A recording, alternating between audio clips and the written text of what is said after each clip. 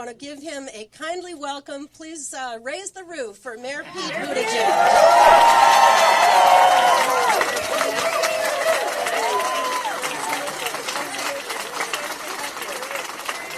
All right, whoa, look at that.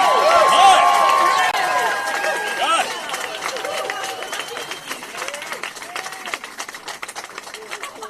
God. Well, you get up here, it looks like an awful lot of people in this room. Thank you so much for being here. Thank you, Congresswoman Custer, for the work that you were doing on Capitol Hill and for representing us so well. Wouldn't we be a better place if we had more members of Congress like what you have right here? Well, help is on the way. And thanks so much, Senator, and everybody who's part of this. I know I'm here as part of the 2020 process, but I want to begin, since this is 2019, by mentioning the importance of the local elections coming up and then the state elections that will happen in the even year too, because we have got to stop treating the presidency like it's the only office that matters. So I'll be here to do my part on that front too. But I'm also thankful to be here where I'm gathering the rules of the road in New Hampshire is in order for people to know what you stand for, first they got to see you stand on something. We've done park benches, platforms, and we got a pretty sturdy chair here that I trust is good New England furniture, so I think it's going to stand me well. Let me share just a little bit about what we're up to and then a little bit about why. First of all, I recognize that it is perhaps a little bit less than traditional to have a 30-something Midwestern mayor entering into a conversation about the highest office in the land. I get that. And I get the audacity of someone like me trying to do something like this. But I also believe we are at a moment that calls for greater change than we have seen in a long time. That even now, we might be underreacting to the kind of social, economic, and political change that our country is going through. I believe that we're not just experiencing a change in an election, we're experiencing the beginning of a new era, and nobody knows yet what that era is going to look like. That this election is going to decide what not just the next 4, but the next 40 years are going to bring. And so we've got to make sure that we're approaching it with an eye on the future. That's why I frequently talk about America as it will look in 2054, because that's the year, God willing, that I will reach the current age of the current president. And it's always fun watching that sink in. And that means a lot of these questions about the future are not theoretical for me. Matter of fact, nothing about politics is theoretical for me.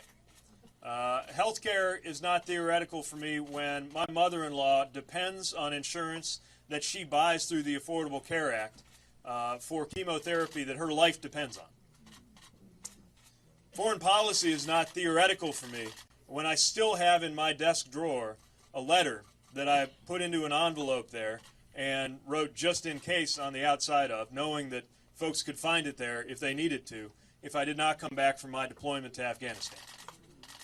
Politics became very personal for me the last few months as we went through some of the toughest times in my family's life.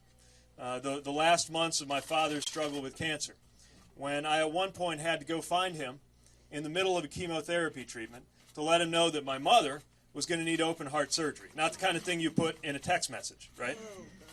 And by the way, Mom's fine, just so you know. But I had a couple of things going for me that morning as I got into the car to go from the hospital to go find Dad. One of them was my husband, who was at my mother's bedside, which was the most natural place in the world for him to be because the hospital knew that in the eyes of the law, as well in the eyes of our family, he and I were married and we were family.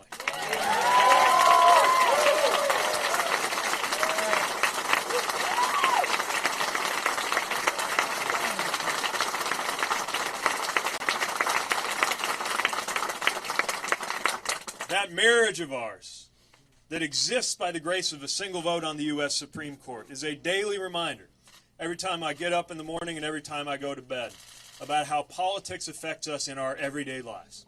And the other thing we had going for us was Medicare. The fact that people in power, people in Congress, people made a decision that when you reach a certain point in your life, you shouldn't have to worry about whether you can pay for health care coverage.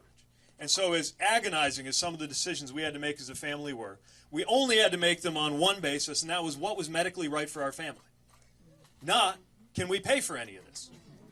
And that's why I want every American to have that same kind of freedom and that same kind of coverage.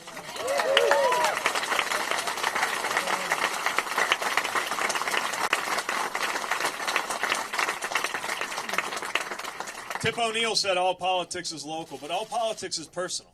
And that's why we're doing this, and that's why I'm bringing my admittedly unorthodox story into this picture. Coming from a community that is so much one that rhymes in its story with rural communities, other industrial communities like mine, and even neighborhoods in big cities that all have this one thing in common.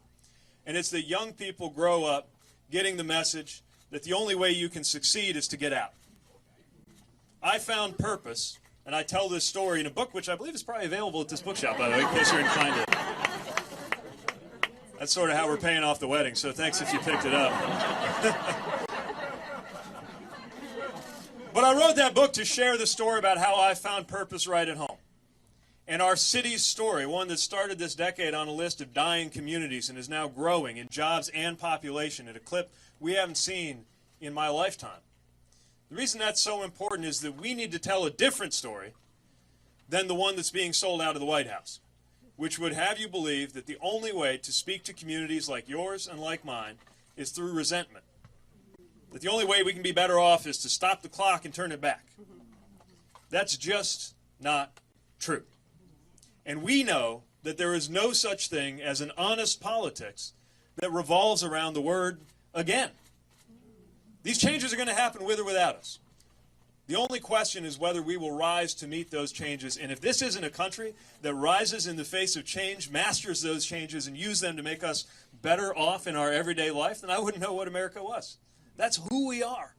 And that's what we have to be about going forward. So I'm proud to represent a community that is not the biggest city in this country, but that reflects that same style and that same way of living that this president has so cynically targeted. I'm also proud of the fact that I'm a mayor. I think we'd be well served if Washington started looking a little more like our best-run cities and towns instead of the other way around.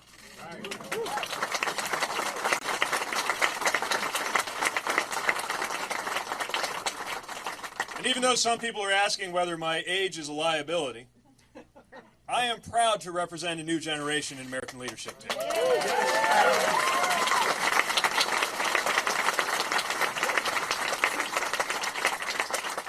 After all, we're the generation that has the most at stake.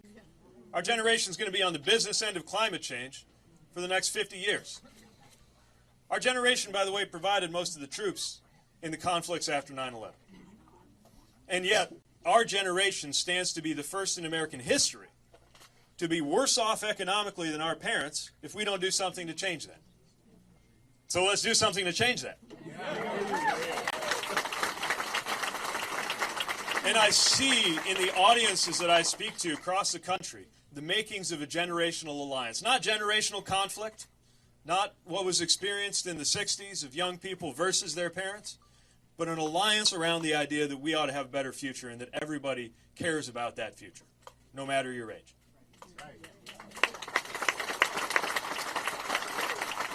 Now, coming from a different background also means I believe we ought to have a different vocabulary as Democrats. Not different values, but maybe a new vocabulary to explain the values that make us who we are. Because, look, we're Democrats, right? We talk in terms of policies. I'm a policy guy, and you need to know where each of us stands on the policy questions of the day. But maybe we would be well served not to go right into the 14-point plan and the PowerPoint deck before we've explained why. And my idea of how we explain why is very simple. It's 3 words: freedom, democracy, and security. So if anybody tells you Democrats can't put what we believe onto a bumper sticker, tell them freedom, security, democracy. And here's why. First of all, freedom is something that our conservative friends have monopolized, and I can think of no better place than the state that says live free or die to remind one another and ourselves that freedom doesn't belong to one political party. Especially when that political party has just experienced a hostile takeover by a president with authoritarian tendencies. I would argue that you're not free if you're unable to start a small business because you're afraid leaving your job means losing your health care. I would argue that you're not free if your reproductive health is dictated by a male politician or boss.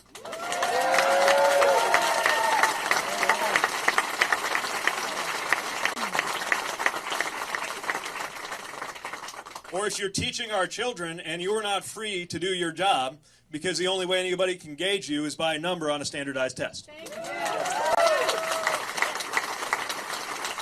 And needless to say, in my personal life, you're most certainly not free if a county clerk gets to tell you who you ought to marry. So let's think about freedom in its richest sense. Not just freedom from government, freedom from taxes, but freedom to live a life of your choosing, which only happens if we have good government. Good government that secures freedom just as much as bad government of any size infringes on that freedom. Let's go out there and remind everybody how freedom works. And while we're at it, let's talk about security. Because I am sick and tired of the idea that security or patriotism belongs to one side of the aisle. Especially right now. We're the ones who know there's a lot more to security than putting up a wall from sea to shining sea. We know that security includes cybersecurity, which I'm not sure a lot of the people in charge right now even understand. Security in the face of a rising tide of global violent white nationalism. Yes, thank you.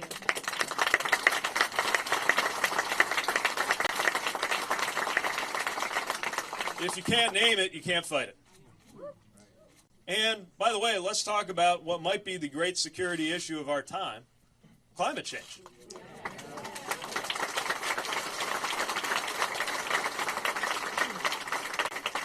I had to fire up the Emergency Operations Center of our city twice in 2 years, and the first time was a 1,000-year flood, and the second time was a 500-year flood.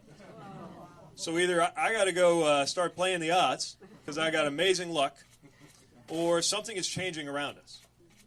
And we're not even having a contest between whose climate plan is better, because the other side can't bring itself to admit that this is even real. So let's call climate what it is, climate security, a life and death issue for our generation.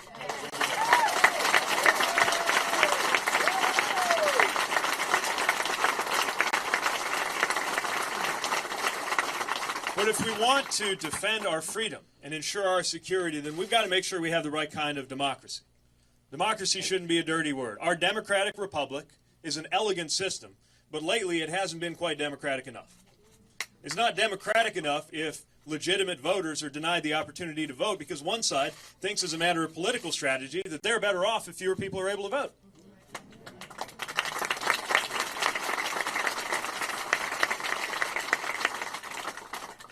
I don't think we're as democratic as we ought to be if dollars can outvote people. And if the only way to fix that is a constitutional amendment, then isn't that what the amendment process is for?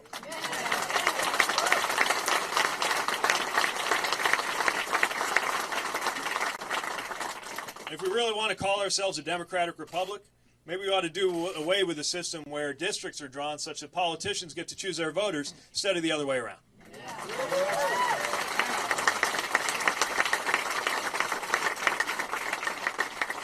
We know what we have to do. And with this new vocabulary, I think we can reach people who, for any number of reasons, may have stopped listening to what we have to say. But we have to actually get that out there and do it. We have to do it in communities of every stripe, of every size, red and blue, because where is it written that a so-called red state or red county has to be red forever? They didn't start out Republican. They don't have to be Republican in the future. But we got to get out there and talk to them. And that's what this process is all about for us. I know that these are challenging times, but the Congresswoman had it right. Spring is here. And as grim as it might be, as hard as it is to take our eye off what we see on cable, because grotesque things have the quality of drawing your eye, and we can't take our eye off that show, but the show is not what matters. What matters is our everyday life. And our everyday life is subject to the decisions that are being made by people with power over our life, and that's what elections are all about. So we've got to change the channel. And that's what we're about.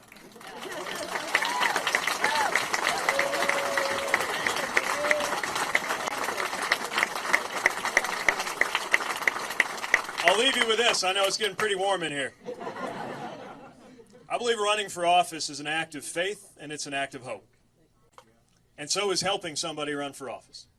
So even though I'm starting to feel really encouraged by the fact that a month ago I was just trying to get people to say my name, and now we seem to have attracted a little bit of attention, we know that this is just the outset of a process, an engagement, a dialogue with the voters of this state and the other states in this process. And in order to get anywhere, I'm going to need help. If you believe in this message, I'm going to need you to tell some friends. I'm going to need you to help spread that word. Not just that I belong at the table. I think we got that far. But that this is the way that we can begin to win not just an election, but an era. So, can I count on you for some help? Yeah!